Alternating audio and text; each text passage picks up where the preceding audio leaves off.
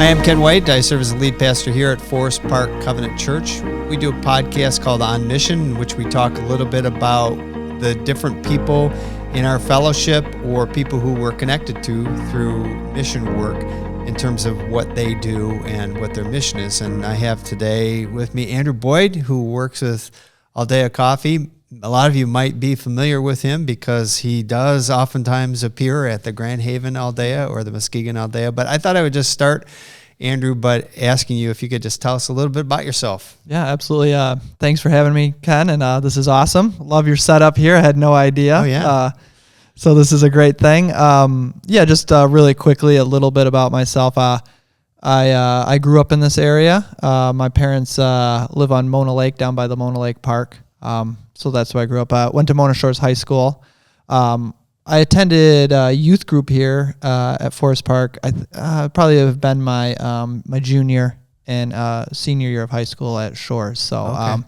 And also going way back, can't forget about that. When I was a homeschooler up until 8th grade, we also used to do our gym time here. Okay. So Okay.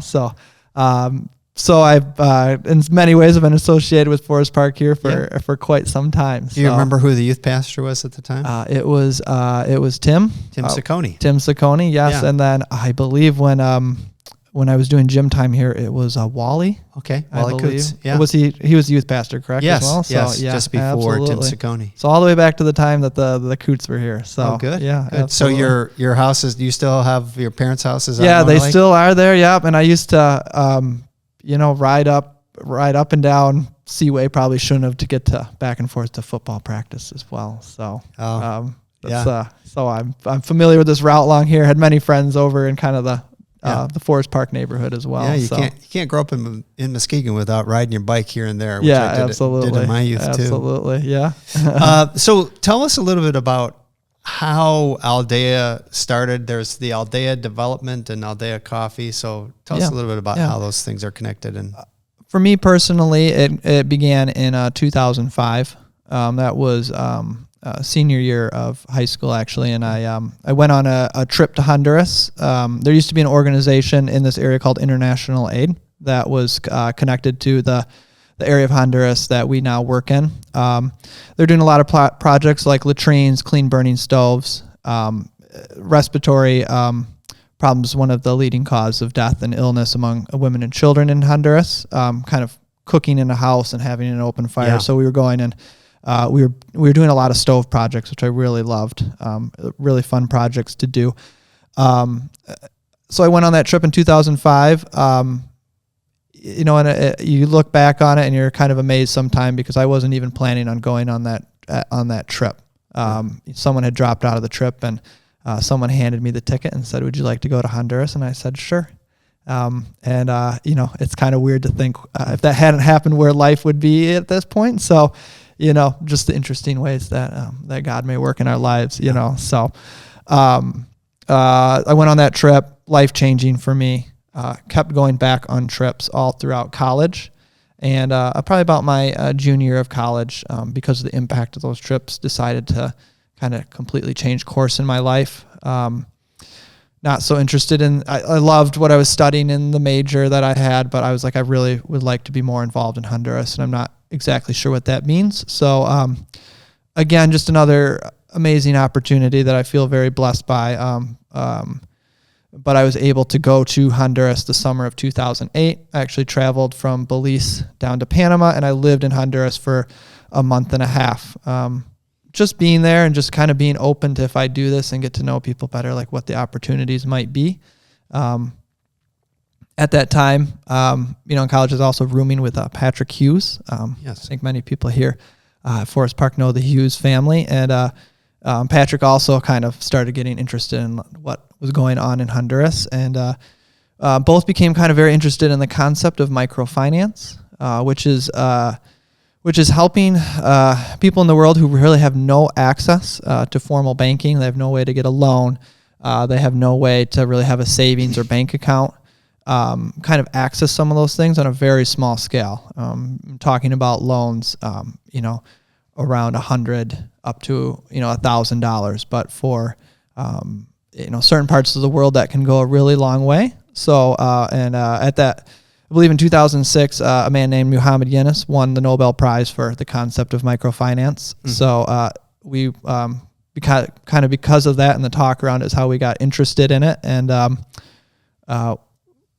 through a series of events, when we graduated college, we ended up in Honduras, in La Union, the municipality where I had been going on trips. And in 2009, we, with a few other friends and colleagues, decided to start a small microfinance business in the region, agricultural based, working with farmers there. That was the main goal. That was the main intent of the organization at that time. Coffee was not even really in the picture at that time.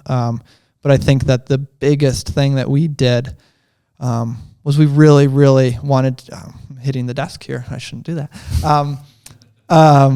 We just really wanted to be a part of that community. So Patrick and a few of the other people involved made the commitment to go and live and work in that area year round. I always thought I was going to move there as well. Never actually got the opportunity. That's interesting. So, you wanted to be part of the community. Why do you say that? I think, I don't know where we learned it from, but I'm very glad that we did.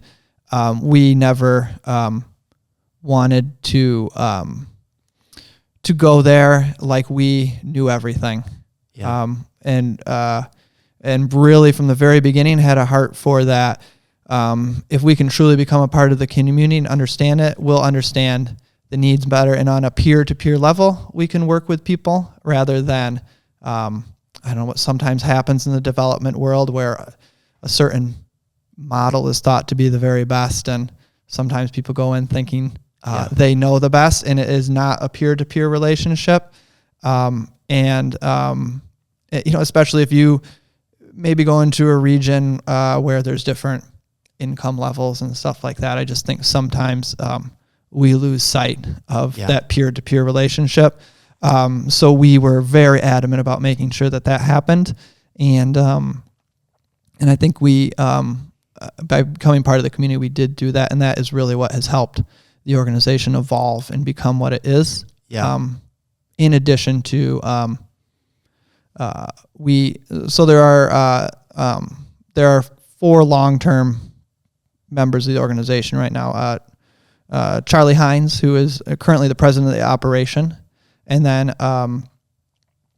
Pedro, Martir, and Gilberto are our 3 long-term employees, all amazing people from the region who grew up there. They also had previously worked for International Aid when International Aid was working there, so these guys really knew what the community needed, the ins and outs of it, and they have really been able to guide our organization and make it what it is. Yeah, so. International Aid has become Cure International, isn't that right? It might be. I saw a different. I saw the sign change. I don't know what's going on in the building, but I did notice that. They became Cure, and then now they're in Grand Rapids. But you were talking about wanting to be a part of the community. This is around 2010 or so. So what's the next step of the story? Yeah, so we started with the microfinance program. We quickly kind of added an agricultural training program so free trainings for best agricultural practices in the area. And what we found was a lot of organizations already established and that would love to be involved in an agricultural-based region, but don't necessarily know the first step about getting involved. So since we had become so established in the community, we were able to work with some amazing partners and help connect them with the farmers that needed the training. So the Honduran Institute of Coffee, USAID, just to name a few, we were kind of able to help them organize what they wanted to do on the ground, as well as our own internal training program that is led by Gilberto Barrientos, who is a longtime employee of the organization. Yeah. So what coffee comes in after the agricultural training, is that right? Yeah. Okay. So I think we found very quickly a lot of microloans and training were becoming very coffee tailored. The whole region is very dependent on the coffee industry, whether you own your own field, whether you pick, whether you're in the import business. most people, I don't know what the exact percentage is probably in some way their income is based on coffee. There's a lot of corn and beans grown in the region as well. Most of that is just more for like sustenance and not really as a commercial cash crop. So again, by just taking note of what was important to the community, we just quickly found ourselves immersed in coffee as far as our trainings, as far as our microloans were concerned, and very quickly, as far as helping farmers produce and sell specialty grade coffee. Yeah. When did you go from being down there helping with the training to having coffee stores open here, first in Grand Haven, which is in the old Armory, right? And then you moved to Washington. And then the second one was downtown in 2019. I remember standing in the building with just empty studs, as you're talking about. How did you move from that to coffee stores, and why did you do that? A fun journey, and I like to say each one of us has our own coffee journey, whether we grew up drinking grandma and grandpa's Folgers, or who knows, or being introduced to coffee in another way. So for us, a couple things happened. First, I really give credit to Patrick for he was already a coffee lover, so he was drinking coffee much more so than I did, and he quickly discovered, like, hey, there's amazing coffee being grown here, and I don't think it's being recognized for what a great product it is. And we just kind of realized that how things were working in the region is everything was kind of just being mixed together and being sold into the general commodity market. So it didn't matter if you had bad beans or good beans, it's all getting mixed together. So maybe there's an opportunity to work with farmers to select their best beans, their best product, and get a higher price for it and find an outlet for it. So he became very passionate about that. On my end, I was up here in the U.S. Fundraising for the organization. That's the reason I never kind of made it back down to Honduras. I think naively, I thought, I'll raise some money and go back and live down there. Quickly found out that fundraising never ends. If you want to keep moving forward as an organization, you can never stop. So I did that. One Christmas, I actually think we flew some coffee up. It was roasted in Honduras and packaged in Honduras. I had to take my little 2-door Mazda and drive to the Detroit airport and pick it up, which was just a memory that I'll never forget. And I sold it at a couple churches that holiday season, and I can't remember how much it was, but it wasn't that much. But we got super excited about it, and we were like, oh my gosh, this went so well. Like we can maybe sell some coffee as a fundraising product to help the organization. So they quickly started sending me more and more coffee. So, the following year, instead of roasted and packaged, they sent me green coffee, and I partnered with a local coffee roastery to get it roasted and packaged. And we also started working with other roasters in the state to sell the green beans directly from the farmers in Honduras to those roasteries. So that they could roast and sell it as well, and trying to make kind of individual farmer connections. So, there were different points in that a lot of coffee was being sent up, and it was always hard for me to kind of figure out what to do with it all. Finally, and I should say, about 2010, 11, got some amazing help from a guy named Jeremy Miller, who was a teacher at Norton Shores High School up to this point, heard about what we were doing, wanted to be involved, actually became so passionate about it that he quit his job at the high school and came on fully in 2011. And he spent some time in Honduras, but I really think, thankfully he also saw the need up here, and that we needed to kind of work on our operations up here. So he really stepped in and started helping me a ton. And we started, doing the fundraising, and, just a blessing how many different people, family, friends, and stuff said, I'll take the coffee. I'll use it at my office. I'll use it at my church. And, so we kind of started a small delivery route doing that. And he helped me a lot with that. have some great stories. You know, our warehouse used to be the office at his house. So I would pull up with the roasted coffee from the roaster into the driveway. He'd open up the window, and I would just hand him the boxes through the window into the office, and then we would sit around the dining room table and package up the coffee. Wow. So for many years, Jeremy and I were sitting on his red couch in his living room, kind of between 2011 and 2015. Someone also graciously donated some office space to us here in Muskegon, but a lot of it was Jeremy and I just working away on the red couch, figuring out how we were going to sell more coffee and kind of raise more money for the organization. And about 2015, we kind of really realized, like, we need to find kind of a bigger next step if we're really going to do this. And a friend of mine, Ben Tabor, called me up and said, "Hey, I was thinking of opening up a brewery, and the Armory building in downtown Grand Haven is available. If we open up a brewery there, would you guys be interested in doing a coffee shop?" And after some, Jeremy and I talked about in some deliberation in the organization, we decided that we were going to give kind of a brick and mortar a shot, just to really help with our identity around coffee. Yeah. And we'd also been selling at the Muskegon Farmers Market since 2011 as well. So Well, so in a convoluted way, that's kind of our coffee journey. What got us to 2015 in that first cafe, and then at that point, things really started to change. So and I think I'm safe to say it's quite a big deal to have these coffee shops. And I think so. It sounds like the first one started in 2015, 2016. Yep, 2015. So July 23rd. So yep.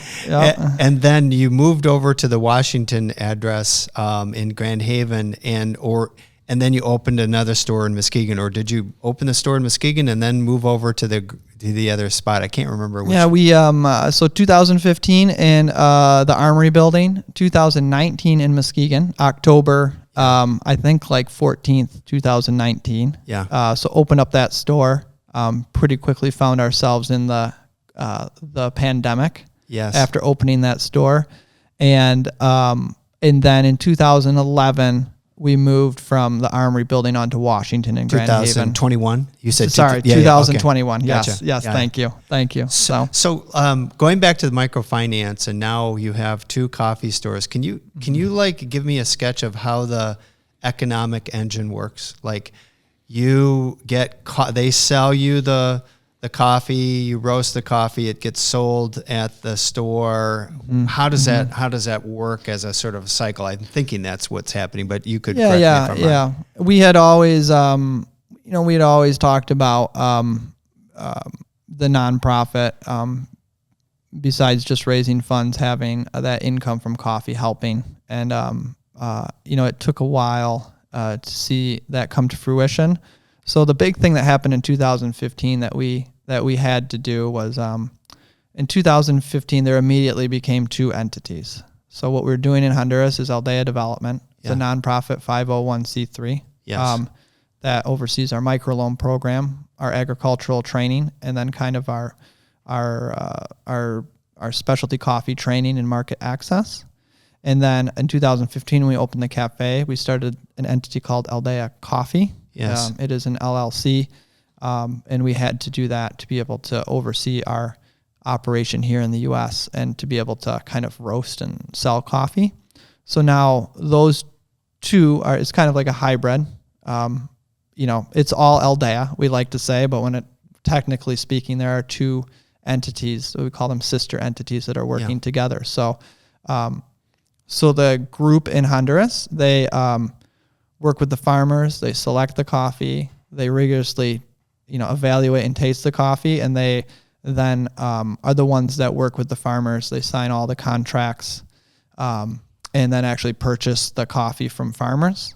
At that point, it is in green bean form, and that is put into a shipping container and sent up here to the U.S. And once it arrives here in the U.S., the container is unloaded at the Aldea Coffee warehouse, and as soon as it comes out of that container, then it becomes Alde Coffee, and Alde Coffee begins paying Alde Development for it. I see. So, and then Alde Coffee takes care of, we probably use 80 to 85% of those beans ourselves for roasting, but we also make sure it gets into the hands of other roasters in Michigan and around the country who are also partnered with different farmers as well. Yeah.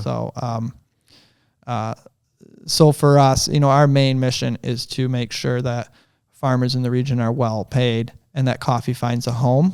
Like that's Alde Development's mission and Alde Coffee's. So it's, it's not just about our cafes or our roastery or our product. It's really, we have a few roasters right here in the area that we share that coffee with, and we're so happy to do that because we know that is extending that relationship with the farmers in the region. So, and then the other thing that happens is, Alde Coffee purchases that coffee from Alde Development. Alde Development gets money from the sales of that coffee, but then additionally, Alde Coffee also does a 2% share of revenue, which a revenue share is a way different than a profit share. Profit share could be minuscule, but it's like everything that Alde Coffee sells. It doesn't matter if Alde Coffee makes any sort of a profit or not.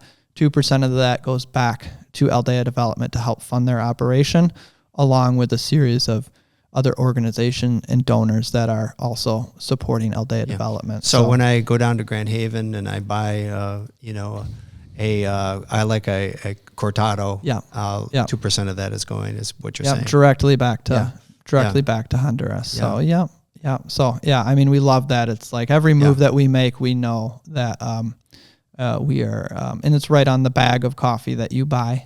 Yes. So you know that you are making an impact directly on Honduras there. So as you're looking at this has gone on for about 15, 16 years from the time you were involved in it. So what do you perceive to be the next 3 to 5 years for Alde Coffee? And I don't know if you can speak to Alde Development, but what are you looking at? Yeah, absolutely. So for Alde Coffee, we now have 2 cafes. We have one in Grand Haven and one in Muskegon. And 2 years ago, we moved into a roasting facility on Getty Street between Laketon and Apple, and finally found kind of our forever home for roasting. We started roasting ourselves in 2017. Up to that point, we had other people roasting for us, and kind of moved to a couple locations until we finally found like a permanent spot here on Getty. And we're actually able to purchase a building there. And it's a great facility. It's kind of really changing the outlook of the organization. It's clean. We have room.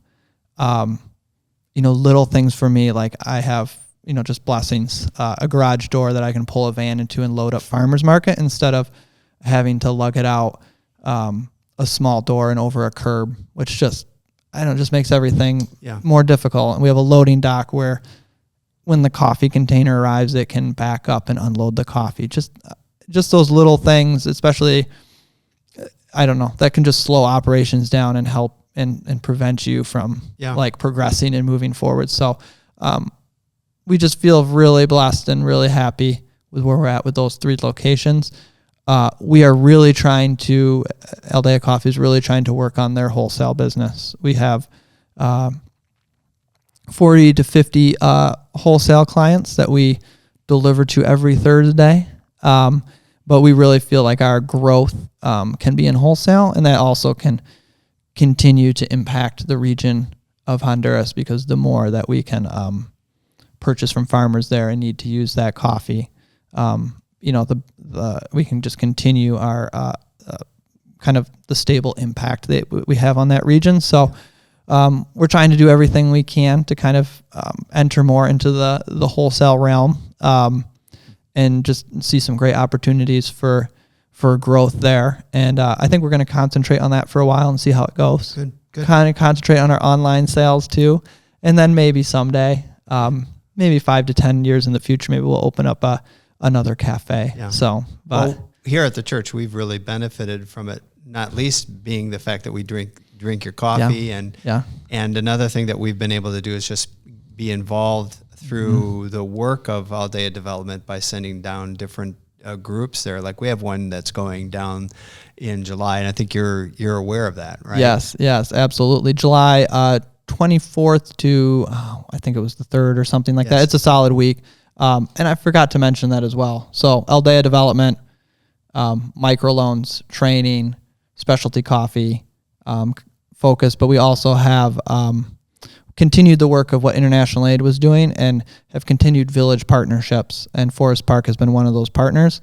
For the longest time, I believe, was working with the village of Chimisal, and now I think this next trip is going to be focused on a kindergarten class in Lepagual.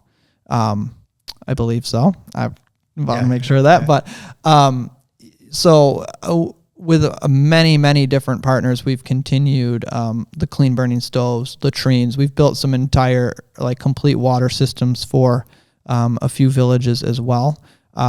So we continue to try and foster those partnerships and have several amazing entities like Forest Park in the area that just continuously send people down. And it's just amazing to see the connections that happen through those trips and the other things that come out of them. And we see it in our cafes every day. There might be 5 different people in there, all involved with, La Union Honduras doing, involved in it now in different ways, whether it be education or health or through us, and that's just it's a fun community to be a part of. How many people are employed through Aldea Coffee in the 2 stores? And I imagine there's some that are working at the roastery too, or they're maybe doubling up. Aldea Coffee has about 30 employees. Okay. Aldea Development has 4. Okay. They have 4 who live and work in Honduras, and then myself and a few of us from Aldea Coffee also dedicate time to helping operations here in the U.S. So kind of in a part-time fashion. Wow. So, and employees here in the U.S., at any given time we probably have 4-ish people out at the roastery. We have our head roaster Scott, assistant roaster, some of our main staff now. That's where they spend. We have kind of a nicer office and stuff there now, so it's good to see them spending more time out there because we can be together. So yeah, absolutely. Well, we're looking forward to having you talk with our church this coming Sunday, December 8th, and you'll say some of these kinds of things. You'll also be available after church, and we're looking forward to that. So I don't know if you have a last word for us that you wanted to maybe mention, anything that you haven't mentioned. In celebration of the 15 years that Aldea Development has been an organization, we are doing some fun and special things this year. We have a 15th anniversary bag with a beautiful design done by our head designer, Ellie. So make sure to take a look at that. And we have a landing page as well with a video that we did that just kind of lists some of the biggest accomplishments of Aldea Development over the past 15 years.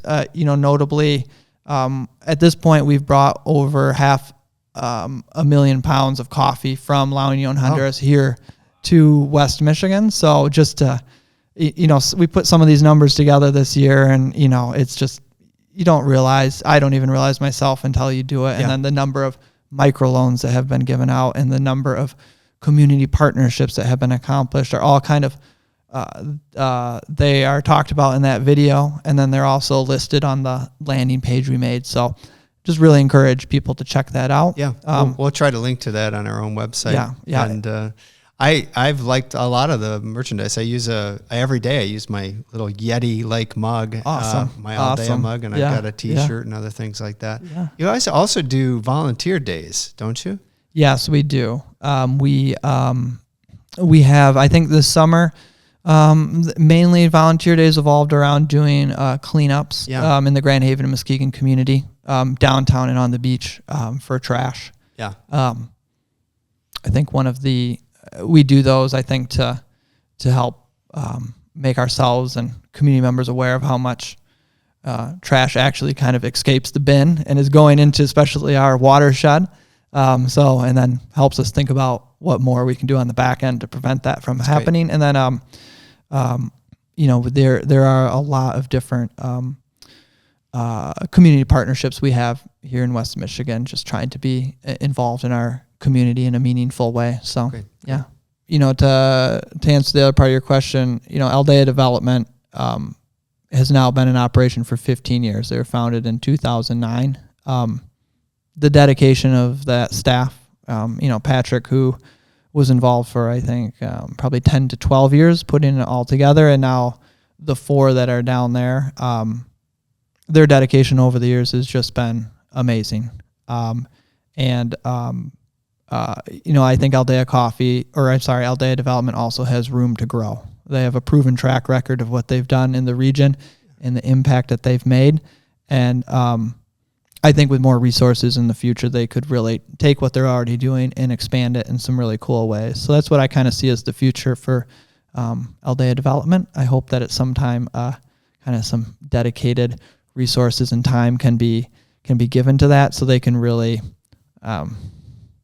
see the fruition of their work and also see it expand from the scale that they're doing it on now. So, and then, the other thing about Alde Coffee and wholesale, as I mentioned, our goal here is just to create a amazing culture of good coffee along the lakeshore. And that means getting good coffee, it being roasted well, it being brewed well, because at the end of the day, that is what truly represents the farmers and the generations. For some of them, the generations of work that have gone into that coffee. You can pull an espresso shot in 30 seconds.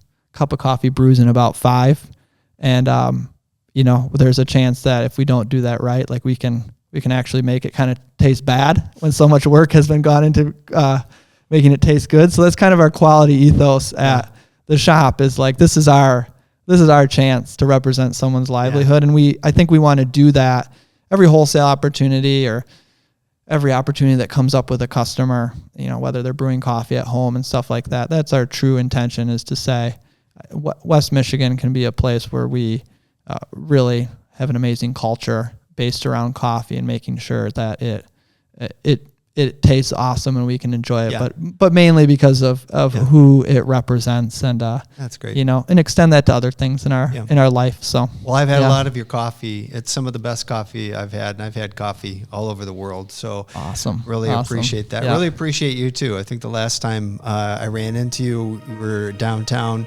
doing some carpentry work. So you're really a hands-on person trying to repair something that had been a little bit water damaged, and it was just fun to see you out there with all your tools getting that done. Yeah, but we appreciate you so much. Thank you. I try my best with that stuff. I'm not the best carpenter in the world, but I'm getting better. Thanks so much, and we'll look forward to seeing you this Sunday. Cool. Well, thanks so much for having me, and thanks to Forest Park for all the support over the years. Thanks.